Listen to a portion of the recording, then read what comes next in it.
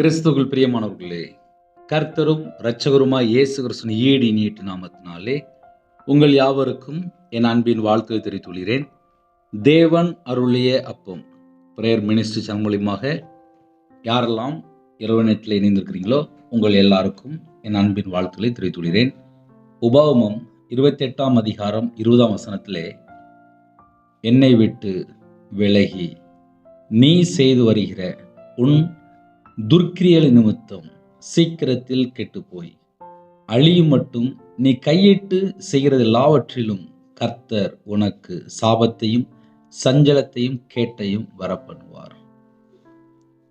கிறிஸ்துவில் பிரியமானவர்களே, ஒரு குடும்பம் ரட்சிக்கப்பட்ட பின்பாக சர்ச்சைக்கு போக ஆரம்பிச்சதுக்கு அப்புறம், ஞானஸ்தானம் எடுத்ததுக்கு அப்புறம், விசுவாசி ஆனதுக்கு அப்புறம், அபிஷேகத்தை பெற்றுக்கொண்ட பின்பாக, பரிசுத்த ஆவியானவர் பெற்றுக்கொண்ட பின்பாக, கையில பைபிள் கொடுத்துட்டாரு, பரிசுத்த வேதாந்தத்தை நம்ம கையில கொடுத்துட்டாரு. இன்னைக்கு ஒரு குடும்பத்துல பிரச்சனை எங்கனே ஆரம்பிக்கு? ஏன் எங்க வீட்டுக்குள்ள பிரச்சனை வருது? ஏன் என்னுடைய தனிப்பட்ட வாழ்க்கையில பிரச்சனை வருது? ஏன் என்னுடைய ஆவிக்குரிய வாழ்க்கையில ஒரு பிரச்சனை வருது? நான் எங்க மிஸ்டேக்கா இருக்கேன்? நான் எங்க தப்பு பண்றேன் அப்படின்னு சொல்லி பல குடும்பங்கள் இன்னைக்கு இதயத்துல ஒரு கேள்வியோடு இருக்கிறாங்க. ஒரு குடும்பத்துக்குள்ள பிரச்சனை எங்க வருது தெரிய மாட்டேங்குது. அப்படி ஒருவேளை யாராவது இந்த இரவு நேரத்தில் இணைந்திருந்தால் இந்த செய்தி நீங்க கவனமா கேட்டீங்கன்னா கர்த்தருடைய ஆவியானவர் உங்களோட பேசுவார். என்னை விட்டு விலகி என்று எழுதப்பட்டிருக்கு. ஒரு குடும்பம் இயேசு கிறிஸ்துவை விட்டு விலகி எந்த ஒரு தீர்மானம் எடுத்தாலோ, எந்த ஒரு காரியத்துக்குள்ள போனாலோ, இல்லை எதை செய்தாலோ, இல்லை கர்த்தரை விட்டு தள்ளி போய் ஒரு ஃப்ரெண்டுகிட்ட பழகினாலோ, கர்த்தரை விட்டு தள்ளி போய் ஒரு செல்போன்கிட்ட பல மணி நேரம் உட்கார்ந்து இருந்தாலோ, கர்த்தரை விட்டு தள்ளி போய் பல மணி நேரம் மனுஷன்கிட்ட பேசி நேரத்தை வேஸ்ட் பண்ணாலோ, ஏன்னா அதெல்லாம் இப்ப உள்ள வருதுல்ல. ஒரு குடும்பம் கர்த்தரை விட்டு தள்ளி போனதுக்கு அப்புறம் அவங்களுடைய வாழ்க்கையில ஏன் சஞ்சலம் வருது? ஐயா, நான் கர்த்தரை விட்டு தள்ளி போயிட்டேன் ஐயா. சரி, அதுக்கப்புறம் நம்ம வாழ்க்கையில என்ன பிரச்சனை உள்ள வருது அது கேட்டா தெரிய மாட்டேங்குது. நான் இயேசுவை ஏற்றுக்கொண்டேன். சரி, இயேசுவை ஏற்றுக்கொண்டு ஒரு 6 மாசம் நான் சர்ச்சுக்கு போயிட்டேன். சரி, ஒரு 2 வருஷம் சர்ச்சுக்கு போயிட்டேன். சரி, 10 வருஷம் சர்ச்சுக்கு போயிட்டேன். சரி, நான் சர்ச்சுக்கு வார வாரம் போயிட்டு இருக்கேன். மற்ற 6 நாள் நான் கையில பைபிள் எடுத்து வாசிக்கிறானா இல்லையா? அதை தேவன் பார்ப்பார். அப்ப தேவன் ஒரு குடும்பத்தை எப்படி பார்க்கிறார் அப்படின்னா, இவன் என்னைய விட்டு தள்ளி போறானா, இல்ல எனக்குள்ளதான் இவன் இருக்கிறானா, அதை பார்ப்பாரு. வீட்டுல குழந்தை இல்ல சின்ன பிள்ளைகள், அதுக்கப்புறம் அடுத்த ஸ்டேஜ். இந்த சின்ன பிள்ளையா இருக்கும்போது, குழந்தையா இருக்கும்போது பத்திரமா வீட்டுக்குள்ளேயே கிடப்பாங்க, வெளியே போக மாட்டாங்க, அம்மா பின்னாடியே இருப்பாங்க. அம்மாவுக்கு ரொம்ப சந்தோஷமா இருக்கும். என் பிள்ளை என் பிள்ளை அப்படிம்பாங்க. என் பிள்ளை என்னை விட்டு எங்கேயும் போகாது அப்படிம்பாங்க. அதே சொன்ன பெற்றோர், அதே சொன்ன தாய், ஒரு 15 வயசு, 20 வயசு, 25 வயசு, என் பையன் இப்ப என்கிட்ட பேச மாட்டேங்கான், என் பையன் இப்ப என்கிட்ட பேசல, என் பையன் இப்ப வீட்டுக்கு வரல அப்படின்னு சொல்லி எத்தனை குடும்பம் இருக்கு. ஆனா சின்ன வயசுல பார்த்தா என் பையன் என் கூடயே தான் இருப்பான் அப்படின்னு சொல்லி எத்தனை குடும்பத்திலே பெற்றோர் பிள்ளைகளை புகழ்ந்து பேசியிருக்காங்க. நம்முடைய தேவன் நமக்கு நிறைய வாக்கு தத்தங்கள் கொடுத்து அளவுக்கு அதிகமாக ஒவ்வொரு குடும்பத்தையும் நேசிக்கிறார், பாசமா இருக்கிறார், ஆசையா நம்மள்ட்ட பேசிட்டு இருக்கிறார். ஆனா அதெல்லாம் ஜனங்கள் மறந்து கர்த்தரை விட்டு தள்ளி போகும்போது அவங்க சிந்தனை வீணாயிரும், இருதயம் இருளாயிரும், அது ஒரு துன்மார்க்கமான ஒரு வழிக்குள்ள போயிருவாங்க. கர்த்தரை விட்ட உடனே ஒரு பொல்லாத ஒரு வழிக்குள்ள போயிருவாங்க, ஒரு பொல்லாத சிந்தனைக்குள்ள போயிருவாங்க, ஒரு அருவருப்பான ஒரு காரியத்துக்குள்ள போயிருவாங்க, ஒரு தீட்டான ஒரு காரியத்துக்குள்ள போயிருவாங்க. அவங்களோட வாழ்க்கையில உண்மை இருக்காது, பொய் பேச ஆரம்பிச்சிருவாங்க. இதெல்லாம் ஒரு குடும்பத்துல எப்போ அந்த தடுமாற்றம் வருது அப்படின்னா, கர்த்தரை விட்டுட்டு அவங்க எதெல்லாம் செய்றாங்களோ அதுலலாம் தேவனுடைய பாதுகாப்பு இருக்காது, தேவ பிரசன்னம் இருக்காது, தேவ கிருபை இருக்காது. கர்த்தருடைய முகம் மறைக்கப்பட்டுரும். இவங்களுக்கும் தேவனுக்கும் உள்ள தொடர்பு துண்டிக்கப்பட்டுரும். எப்படி நம்ம ஒரு செல்போன் வச்சிருக்கோம், இன்டர்நெட் ஆன் பண்ணா மட்டும்தான் வேற வேற நாட்டுக்குள்ள இருந்து இந்த செய்தி நீங்க கேட்க முடியும். ஐயா கையில செல்போன் இருக்கு, நான் ரீசார்ஜ் பண்ணல, நான் நெட்டுக்கு பணம் போடல அப்படின்னா நீங்க ஆன்லைன்ல போய் இந்த மெசேஜ் கேட்க முடியாது. உங்க கையில செல்போனே இருந்தா கூட நீங்க நெட்டுக்கு ரீசார்ஜ் பண்ணி செல்போனுக்கு சார்ஜ் போட்டு அதுக்கப்புறம் நீங்க செல்போன் ஆன் பண்ணாதான் நீங்க இன்டர்நெட்டுக்குள்ள போய் பார்க்க முடியும். அப்ப அதுக்கு ஒரு மெத்தட் இருக்கு. பரலோகத்துல இருந்து ஒரு ஆசீர்வாதங்களை பெற்றுக்கொள்ளணும் அப்படின்னா, நான் கையில பைபிள் எடுத்து வாசித்து, நான் முழங்கால் போட்டு ஜெபம் பண்ணி, நான் தேவனை மகிமைப்படுத்தி, நான் தேவனை துதித்து, எனக்கும் தேவனுக்கும் உள்ள அந்த உறவு எப்படி இருக்கு? தேவன் ஒரு குடும்பத்தை ஆசீர்வதிக்கணும் அப்படின்னா எல்லாமே ரூல்ஸ் ரெகுலேஷன் தான். வீட்டுல மனைவி கணவருக்கு சாப்பாடு செஞ்சிருவாங்க, பிள்ளைகளுக்கு சாப்பாடு செஞ்சிருவாங்க, வீட்டுல இருக்கிற எல்லாருக்கும் சாப்பாடு செஞ்சிருவாங்க. ஆனா சாப்பிடுறதுக்கு அவங்க வீட்டுக்கு வரணும், இல்ல வீட்டுக்குள்ள இருக்கணும், அப்பந்தான் சாப்பாடு. இல்ல நான் வர்றதுக்கு இன்னைக்கு வரமாட்டேன், நான் வெளியூர்ல இருக்கேன் அப்படின்னா வீட்டுல செஞ்ச சாப்பாடு அவங்களுக்கு கிடையாது. அன்னைக்கு நமக்கு பரலோகத்துல இருந்து ஒரு ஆசீர்வாதம் டெய்லி நமக்கு கிருபை கூட நமக்கு தந்துட்டு இருப்பார். அதை நம்ம பெற்றுக்கொள்ளணும் அப்படின்னா நம்ம தேவனோட வார்த்தைக்குள்ள இருந்தால் மட்டும்தான், நம்ம கிறிஸ்துவுக்குள் இருந்தா மட்டும்தான், நம்ம பரிசுத்த ஆவியினுடைய வார்த்தைக்கு கேட்டு கீழ்ப்படிந்து அடங்கி இருந்தா மட்டும்தான் நமக்கு, நம்ம வீட்டுக்கு, நம்ம குடும்பத்துக்கு, நம்முடைய ஆவிக்குரிய வாழ்க்கைக்கு அந்தந்த நாளிலே அந்தந்த கிஃப்ட் கிடைக்கும். எத்தனை பேருக்கு இன்னைக்கு இந்த செய்தி பிரயோஜனமா இருக்கு, புரிஞ்சிருக்கு? ஏன்னா சில குடும்பத்திலே அண்ணே எங்க வீட்டுல ரொம்ப கஷ்டமா இருக்குனே அப்படிம்பாங்க. அவங்க வீட்டுக்குள்ள போய் செல்போனை பார்த்தா ஒரு 6 மணி நேரம் பார்த்துட்டு இருப்பாங்க.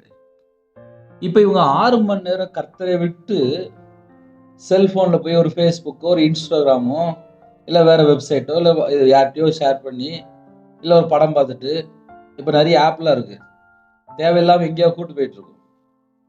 சில குடும்பத்துலலாம் வேற யார்கிட்டயோ தொடர்பு கொண்டு வாழ்க்கை வம்பா போயிருது. அப்போ கர்த்தரை விட்டு ஒரு குடும்பம் வெளியில போகும்போது அவனோட வாழ்க்கையிலே ஆசீர்வாதம் இல்லை, இருதயம் ஃபுல்லா வேதனையா இருக்கு. கர்த்தர் இல்லாத வாழ்க்கை வறட்சியான ஒரு வாழ்க்கை, கர்த்தர் இல்லாத ஒரு வாழ்க்கை கெட்டு போன ஒரு வாழ்க்கையா இருக்கு, கர்த்தர் இல்லாத வாழ்க்கை ஒரு அழிஞ்சு போற ஒரு வாழ்க்கையா இருக்கு. கர்த்தர் இல்லாத ஒரு வாழ்க்கையிலே அவங்க செய்யற எல்லா காரியமும் ஒரு கெட்ட காரியமா தான் இருக்கும், கெட்ட செயல்களா தான் இருக்கும். அப்போ இந்த இரவு நேரம் நம்ம எப்படி யோசித்து பார்த்தால் நலமா இருக்கும்? ஆவிக்குரிய வாழ்க்கையிலே ஒரு குடும்பம் ஆசீர்வாதமா இருக்கணும் அப்படின்னா என் இருதயம் தேவனோடு இருக்கா இல்லையா? என்னோட வாழ்க்கை தேவனோடு இருக்கா இல்லையா? என் குடும்பம் தேவனோடு இருக்கா இல்லையா? இதை நம்ம கண்டுபிடித்தால் ஆவிக்குரிய வாழ்க்கையில வளர முடியும். ஒரு குடும்பம் கர்த்தரை விட்டால் வேதம் தெளிவு எழுதப்பட்டிருக்கு, என்னை விட்டு விலகி, கர்த்தரை விட்டு விலகி. வீட்டுல கணவன் மனைவி இருக்கிறாங்கப்பா, அவங்க 2 பேரும் உண்மையா இருந்தாதான் அவங்களுடைய வாழ்க்கை சமாதானமா இருக்கும். கணவன் மனைவிக்குள்ளே ஒரு பாசம் வேணும், ஒரு நேசம் வேணும், ஒரு அன்பு வேணும். என் மனைவி, என் கணவர், அவங்க லைஃப் தான் சமாதானம், சந்தோஷம். அவங்க தான் பேசாம பேசி சிரிச்சுட்டு நிம்மதியா வாழ்ந்துட்டு இருப்பாங்க. ஆனா அந்த ஊடல கையில செல்போன் ஒண்ணு வந்துச்சு. மனைவிட்ட பேச முன்னாடி கையில செல்போன் எடுத்து பார்த்துட்டு இருப்பாங்க. மனைவி சாப்பாடு கொண்டு வந்தா தெரிய மாட்டேங்குது, காப்பி கொண்டு வந்தா தெரிய மாட்டேங்குது, தண்ணி கொண்டு வந்தா தெரிய மாட்டேங்குது. இப்ப நிறைய விஷயம் தெரிய மாட்டேங்குது. என்னன்னு பார்த்தா, இவங்க செல்போன்ல 5 மணி நேரம், 6 மணி நேரம் பார்க்கறதுனால, மனைவிக்கும், கணவருக்கும் உள்ள நடுவுல இப்ப என்ன வந்துட்டு அப்படின்னா, ஒரு பேய் மாதிரி, நிறைய வீட்டுக்குள்ள பேய் மாதிரி, செல்போனை பல மணி நேரம் ஆப்ரேட் பண்ணி, ஆக மொத்தம் குடும்பத்துக்குள்ள ஒரு பிரிவினை. டைவர்ஸ் ஆகிறதுக்கு ஒரு முக்கியமான காரணம் என்ன? என் மனைவி என்கிட்ட பேச மாட்டேங்கா, என் கணவர் என்கிட்ட பேச மாட்டேங்காங்க, எங்க குடும்பத்துல எங்க 2 பேருக்கு ஐக்கியமே இல்லை, நாங்க ஏன் இருக்கணும், நாங்க பேசாம பிரிஞ்சே போயிடலாமே. இந்த முடிவு எடுக்கிற காரணத்துக்கு முன்னகூட்டி இவங்க ஒரு நாளைக்கு எத்தனை மணி நேரம் செல்போன் பார்த்தாங்க, எத்தனை மணி நேரம் கர்த்தரை விட்டு தள்ளி போனாங்க, எத்தனை மணி நேரம் தேவனை விட்டு பிரிந்து வாழ்றாங்க. இத ஒரு குடும்பம் சர்வே எடுத்தாச்சு அப்படின்னா, ஒருவேளை எங்கேயாவது கர்த்தரை விட்டு தள்ளி போயிருக்காங்க அப்படின்னு சொல்லி கண்டுபிடிச்சிட்டாங்க அப்படின்னா, அத முதல்ல என்ன காரியம், அது செல்போனா? ஏன் செல்போனை மறுபடியும் சொல்ல வேண்டியது அப்படின்னா, இன்னைக்கு யார்கிட்டையும் பேச பிடிக்கல. இப்போ நிறைய குடும்பத்துல வந்து வீட்டுக்குள்ளே இருப்பாங்க, பெட்ரூம்ல இருப்பாங்க, வீட்டுக்குள்ள எல்லாம் இருக்கும், வீட்டுக்குள்ள எல்லாமே இருக்கும். எல்லாம்னா எப்படின்னா, சகலமான செழிப்போட இருப்பாங்க, ஒரு நல்ல ஒரு போஸ்ட்ல இருப்பாங்க, நல்ல சகல பணம்லாம் எல்லாம் செழிப்பா இருக்கும். வீட்டில் இருக்கிற பார்த்தா 4 பேர் தான் இருப்பாங்க. அந்த 4 பேர்கிட்ட ஒரு பேசி சிரிக்க மாட்டாங்க. ரொம்ப பிஸியா இருக்கிற மாதிரி செல்போன் எடுத்து பல மணி நேரம் அதில் உட்காந்துருப்பாங்க. வீட்டில் ஒரு குடும்ப ஜெபம் இருக்காது, கையில் பைபிள் எடுத்து வாசிக்க மாட்டாங்க, தேவனை தேட மாட்டாங்க, தனி ஜெபம் பண்ண மாட்டாங்க, அதிக அளவில் தேவனை தேட மாட்டாங்க. இதெல்லாம் ஒரு குடும்பம் எப்படி இருக்கு அப்படின்னா, கர்த்தரை விட்டு தள்ளி போயிட்டு இருக்குன்னு அர்த்தம். அப்ப கர்த்தரை விட்டு தள்ளி போனதுக்கு அப்புறம் தான் ஒரு மனுஷனோட வாழ்க்கையில பிரச்சனை, போராட்டம் எல்லாமே உள்ள வருது. அதனால யாரெல்லாம் இந்த செய்தி நீங்க கேட்குறீங்களோ, உங்க ஆவிக்குரிய வாழ்க்கையில நீங்க வளரணும் அப்படின்னா, இரவு நேரம் ஒரு குறிப்பிட்ட மணி நேரம், அண்ணே தூக்கம் வரலண்ணே, எனக்கு நைட் ரொம்ப தூக்கம் வர மாட்டேங்குது, முதல்ல செல்போனை ஆஃப் பண்ணி எங்கேயோ பீரோல வச்சு பூட்டிடுங்க. அதுக்கப்புறம் பேசாம கையில பைபிள் எடுத்து வாசிங்க. என்னுடைய தனிப்பட்ட வாழ்க்கையில, ஆவிக்குரிய வாழ்க்கையில எனக்கு வளர்றதுக்கு எது முக்கியமான காரணம் அப்படின்னா, கையில பைபிள் எடுத்து பல மணி நேரம் உட்காந்து வாசித்துட்டு இருப்பேன். எனக்கு வேற ஒண்ணுமே தெரியாது. எனக்கு ரொம்ப வெளியில ரொம்ப போக மாட்டேன். அதை ஏன் சொல்றேன் அப்படின்னா, பல மணி நேரம் நேரத்தை வேஸ்ட் பண்ணதுக்கு அப்புறம் தேவனுடைய சமூகத்துல உட்கார முடியாது. தேவனுடைய சமூகத்துல இருக்கிறவங்க ரொம்ப வெளியில போக மாட்டாங்க. அப்ப இரவு நேரத்திலே கர்த்தருடைய பிள்ளைகள் ஆசீர்வாதத்தை பெற்றுக்கொள்ளணும் அப்படின்னா, இப்ப இவ்வளவு நேரம் நான் பேசியிருக்கேன். சரி அண்ணே, நாங்க கர்த்தரை விட்டு தள்ளி போயிட்டோம்னே, எங்க வாழ்க்கையில என்னெல்லாம் பிரச்சனை இருக்கும் அப்படின்னு ஒரு வேளை கேட்டால், இன்னைக்குள்ள அந்த வசனத்தினுடைய விளக்கத்தையும் நான் சொல்லி தரேன், அதுவும் பிரயோஜனமா இருக்கும். என்னை விட்டு விலகி, கர்த்தரை விட்டு விலகி நீ செய்து வருகிற, கர்த்தரை விட்டு தள்ளி போய் ஒரு மனுஷன் என்னெல்லாம் செய்யறானோ நீ செய்து வருகிற உன் துர்க்கிரியல் நிமித்தம், கர்த்தரை விட்டு தள்ளி போனதுக்கு அப்புறம் அவங்களுடைய வாழ்க்கையிலே அவங்க எதை செய்தாலும் அது கெட்ட செயல்கள் என்று எழுதப்பட்டிருக்கு. கர்த்தர் இல்லாமல் ஒரு மனுஷன் வெளியில புறப்பட்டாலோ, கர்த்தர் இல்லாமல் வாழ ஆரம்பிச்சாலோ, அவங்களுடைய வாழ்க்கையில ஒரு கெட்ட செயல்கள் இருக்கும். உன் துர்க்கிரியல் நிமித்தம், நிமித்தம் அப்படின்னா உன் கெட்ட செயல்கள் நிமித்தம், சீக்கிரத்தில், சீக்கிரமா, ஏன்னா அவன் வந்து கெட்ட செயல்களை செய்ய ஆரம்பிச்சுட்டான், அதனால சீக்கிரமா கெட்டு போய். ஏன் கெட்டு போறான் அப்படின்னா, அவன் கெட்ட செயல்களை செய்ய ஆரம்பிச்சுட்டான், அதனால சீக்கிரமா கெட்டு போய் அழியும் மட்டும் அப்படின்னா அவன் நேரா அழிவுக்கு நேரா போயிட்டு இருக்கான். ஏன்னா அவன் கூட கர்த்தர் இல்லை. கர்த்தர் இல்லாத ஒரு வாழ்க்கையிலே ஆசீர்வாதம் இல்லாம இருக்கு. அதே நேரத்திலே அவன் வந்து நேரா அழிஞ்சு போயிட்டு இருக்கான்னு அர்த்தம். அழியும் மட்டும். அடுத்தாப்புல நீ கையிட்டு செய்கிறது எல்லாவற்றிலும், அவங்க என்னெல்லாம் வேலை செய்யறாங்களோ, ஒரு வியாபாரம் பார்க்கறாங்களோ, ஒரு கம்பெனி வச்சிருக்கிறாங்களோ, இல்ல பலவிதமான பிசினஸ் பண்ணிட்டு இருப்பாங்க, நீ கையிட்டு செய்கிறது எல்லாவற்றிலும் அவங்க என்னெல்லாம் முயற்சி எடுக்கிறாங்களோ, அவங்க என்னெல்லாம் முயற்சி எடுக்கிறாங்களோ, அப்போ ஒரு குடும்பம் 24 மணி நேரம் வாழ்க்கையில நிறைய முயற்சி எடுப்பாங்க. அந்த முயற்சி எடுக்கும்போது கர்த்தர் கூட இருந்தா ஆசீர்வாதம். கர்த்தர் கூட இல்லாமல் அவங்க எடுக்கிற முயற்சி தப்பா இருக்கிறதுனால கர்த்தர் உனக்கு சாபத்தையும். அப்படின்னா என்ன அர்த்தம் அப்படின்னா, கர்த்தரை விட்டுட்டால் அவனோட வாழ்க்கையில ஆசீர்வாதம் இருக்காது. கர்த்தர் கூட இருந்தால் ஆசீர்வாதம் இருக்கும். ஒரு குடும்பம் கர்த்தரை விட்டதுக்கு அப்புறம், விட்டு போனதுக்கு அப்புறம், தள்ளி போனதுக்கு அப்புறம் பிரிவினை, அதுக்கப்புறம் அங்க ஆசீர்வாதம் இருக்காது. கர்த்தர் உனக்கு சாபத்தையும், 2வது சஞ்சலத்தையும். சஞ்சலம் அப்படின்னாலே வேதனை. கர்த்தர் கூட இருந்தா மட்டும்தான் சமாதானம். கர்த்தர் கூட இல்லைன்னா சஞ்சலம் தான் உள்ள வரும். சஞ்சலத்தையும் கேட்டயம்னா கெட்டு போயிடுவான். அவன் நேரம் அழிவுக்கு நேரம் போயிட்டு இருப்பான். கேட்டையும் வர பண்ணுவார்.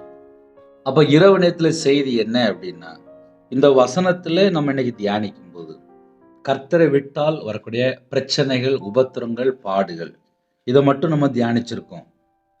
ஒருவேளை என் வீட்டில் இப்படிப்பட்ட பிரச்சனை இருக்கு அப்படின்னா 9363064181 என்ற நம்பர் தொடர்ந்தால் உங்களுக்கு ஜெபிப்பேன். தொடர்ந்து இணைந்திருங்க. இரவு மூலமா ஜெபிக்கிறோம். இணைந்து கேளுங்க. ஒரு சின்ன ஜெபம் பண்ணி முடிச்சிருவோம். கண்களை மூடி நாம் ஜெபம் செய்வோம். அன்பின் கர்த்தாவே, நன்றியோடு துதிக்கிறோம், சுத்தினோம்ப்பா. கர்த்தருடைய கரத்தில் அர்ப்பணிக்கிறோம். எங்க வாழ்க்கையிலே கர்த்தரை விட்டு தள்ளி போற குறைவுகள், குற்றங்கள், பாவங்கள், அக்கிரமங்கள், துணிகரமான காரியங்கள் எதுவா இருந்தாலும் கர்த்தர் எங்களுக்கு மன்னித்து உம்முடைய ரத்தத்தினாலே கழுவி எங்களை சுத்திகரித்து உமக்கு பிரியமானபடி வாழக்கூடிய கிருபைகளை எங்களுக்கு தாங்க. இணைந்துகிற குடும்பங்கள் கர்த்தருடைய கரத்தில் அர்ப்பணிக்கிறோம். தேவன் உங்க பிள்ளைகளை ஆசீர்வதிக்கணும். சமாதானத்தின் தேவன் எங்க வீட்டுக்குள்ள வரணும். யூத ராஜசிங்கம் எங்க வீட்டுக்குள்ள வரணும். எங்க இருதயத்துக்குள்ளே பிதா, குமாரன், பரிசுத்த ஆவியானும் இருக்கணும். உமக்கு பிரியமானபடி வாழ அர்ப்பணிக்கிறோம். எங்க வாழ்க்கையில என்னெல்லாம் குறைகள் இருக்கோ அந்த குறைகளை மன்னித்து சகலவிதமான வாசல் திறந்து எங்களை ஆசீர்வதிங்க. எந்த குடும்பத்திலே கர்த்தரை விட்டு தள்ளி போய் தடுமாற்றம் இருக்கோ அந்த பாவத்தை மன்னிச்சிருங்க. கற்பத்தினிக்கா யாரெல்லாம் ஜெபிக்கிறோம் கர்த்தர் மனமருங்க. மாசமா இருக்கிற குடும்பத்தை கர்த்தர் ஆசீர்வதிங்க. டெலிவரிக்கு போற குடும்பத்தை கர்த்தர் கூட இருந்து நார்மல் டெலிவரி ஆகித்தாங்க. திருமண தேவைக்காக யாரெல்லாம் ஜெபிக்கிறாங்களோ தேவைகளை சந்திங்க, ஏற்ற துணையை தாங்க. எந்த குடும்பத்தில் திருமணம் முடிந்ததுக்கு அப்புறம் இதயத்துல சஞ்சலத்தோடு, வேதனையோடு, வருத்தத்தோடு, பலவிதமான கர்த்தரை விட்டு தள்ளி போன காரியங்கள், குறைகள், குற்றங்கள் இருக்கோ, விக்கிரத்துக்குள்ள எந்த குடும்பத்தில் அடிமையா இருக்கிறாங்களோ, மாந்திரியத்துல, பிள்ளி சுனியத்துல எந்த குடும்பத்தில் கட்டப்பட்ட நிலைமையில் இருக்காங்களோ, எந்த குடும்பத்தில் மதுபான அடிமை, விபச்சார அடிமை, போதை அடிமை, பலவிதமான பாவத்தில் எந்த குடும்பத்தில் அடிமை இருக்காங்களோ அந்த எல்லா செத்த கிரியெல்லாம் ஏசு கிறிஸ்து ரத்தத்தினாலே, ஏசு கிறிஸ்து நாமத்தை சுட்டு எரிக்கப்படட்டும்ப்பா. யாரெல்லாம் தங்களை தாழ்த்துள்ள அந்த குடும்பத்தை கர்த்தர் மீட்டெடுங்க, ரட்சிங்க. இரவு நேரத்துல தனிமையிலே சில குடும்பத்துல முதியோர் இருக்காங்க, ஹோம்ல இருக்காங்க, ஹாஸ்டல்ல இருக்காங்க. அந்த குடும்பத்தை கர்த்தர் சந்திங்க. வெளிநாட்டுல இருக்காங்க, அவங்க இருக்கிற நாட்டிலே கர்த்தருடைய கரம் பிள்ளைகளோட கூட இருக்கட்டும். இருக்கிற இடத்துல தேவனுக்கு பிரியமானபடி வாழ வேண்டும். அப்படிப்பட்ட கிருபைகளை தாங்க. யாரெல்லாம் இரவு நேரத்தில் இணைந்துக்காங்களோ அவங்களுடைய தேவைகளை சந்திங்க. இன்பமான தூக்கம் தாங்க வரக்கூடிய காரியத்தை வெளிப்படுத்து. தேவையில்ல சொப்பனங்கள், நைட் நேரத்தில் மரண பயம், தற்கொலை எண்ணங்கள், தேவையில்ல சொப்பனங்கள் எல்லாவற்றையும் விலக்கி போட்டிருங்க. சில குடும்பம் கடன்ல பலவிதமான தொல்லையிலே கஷ்டப்படுறாங்க. அந்த குடும்பத்துக்கு தேவ சமாதானத்தை தாங்க. சஞ்சலத்தை நீக்கி போடுங்க, ஆசீர்வதிங்க. அதிக அளவில் உங்களுடைய சமூகத்தில் கண்வெளிக்கு கிருபை செய்யுங்க. தேவையில்லாத எண்ணங்கள், தேவையில்லாத நினைவுகள் எல்லா கிரியிலும் அழிபடட்டும். குடும்பத்துக்குள்ளே எல்லா குடும்பத்தையும் கர்த்தர் ஆசீர்வதிக்கணும். கர்த்தர் ஆசீர்வதிக்கணும். எங்க வாழ்க்கையில குறைகளை மன்னிச்சிருங்க. நைட் ஷிஃப்ட்ல இருக்காங்க, நைட் டிரைவிங் லைன்ல இருக்காங்க. கர்த்தர் தேவ தூதரை அனுப்பி முன்னும் பின்னுமாக அப்பா உங்களுடைய ரத்த கொட்டைகளை வேலை அடைத்து மூடி மறைத்து பாதுகாத்துருங்க. உங்களுடைய செட்டைகளுக்குள்ளே மூடி மறைத்து பாதுகாத்துருங்க. கர்த்தர் பொறுப்படுத்துவங்க. பலவீனத்தோடு படுத்த படுக்கையில, ஹாஸ்பிட்டல்ல, அவசர சிகிச்சையில, ஐசியூல, காய்ச்சல், சளி, இருமல், சில குடும்பத்துல டெலிவரி போயிருக்காங்க, ஐசியூல இருக்காங்க. எந்த குடும்பத்துல ஹாஸ்பிட்டல் இருக்காங்களோ கர்த்தர் பூரண சுகம் தந்து தீர்காயுசு தந்து அப்பா ஒவ்வொரு குடும்பத்தை பலவீனத்திலும் நீக்கி போட்டு சுகமாக்கித்தாங்க. உங்களுடைய தழுமுள்ள கரத்தினால சுகமானில் பேசப்படி ஒவ்வொரு குடும்பத்தையும் சுகமாக்கித்தாங்க. அப்புறஜன்மான ஊழியக்காரம்பா கர்த்தர் பொறுப்படுத்துவங்க. இயேசு கிறிஸ்து பிதாவே, ஆமென். தேவனுக்கே மகிமையுண்டதாக. கர்த்தர் தாமே உங்களை உங்கள் குடும்பத்தின் சகல காரியத்திலும் சம்பூர்ணமாக திருப்தியாக கர்த்தர் கொடுத்து ஆசீர்வதிப்பாராக. ஆமென். God bless you. Thanks for watching. Please subscribe our channel. Click the like and share. Click the bell. God bless you.